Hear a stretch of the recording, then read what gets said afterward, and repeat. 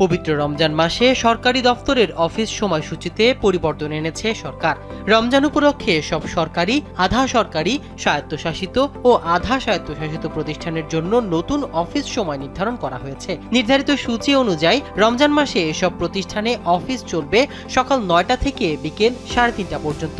বৃহস্পতিবার ৫ ফেব্রুয়ারি রাজধানীর foreign service একাডেমিতে আয়োজিত এক নিয়মিত ব্রিফিংয়ে এ তথ্য জানান প্রধান উপদেষ্টার প্রেস সচিব শফিকুল আলম। তিনি বলেন, রমজান মাসে কর্মকর্তা কর্মচারীদের কর্মঘণ্টা পুনর্বিন্যাস করা হয়েছে যাতে ধর্মীয় আনুষ্ঠানিকতা ও দাপ্তরিক কাজের মধ্যে সমন্বয় থাকে। প্রেস সচিব জানান, অফিস চলাকালে দুপুর ১টা থেকে ১:৩০ পর্যন্ত মোট ১৫ মিনিট জোহরের নামাজের বিরতি থাকবে। এ সময় দাপ্তরিক কার্যক্রম সাময়িকভাবে বন্ধ থাকবে। তবে ব্যাংক, বীমা প্রতিষ্ঠান, সুপ্রিম কোর্ট ও অন্যান্য স্বায়ত্তশাসিত প্রতিষ্ঠান তাদের নিজস্ব আইন, বিধি ও সুবিধা অনুযায়ী আলাদা অফিস সূচি নির্ধারণ করতে পারবে।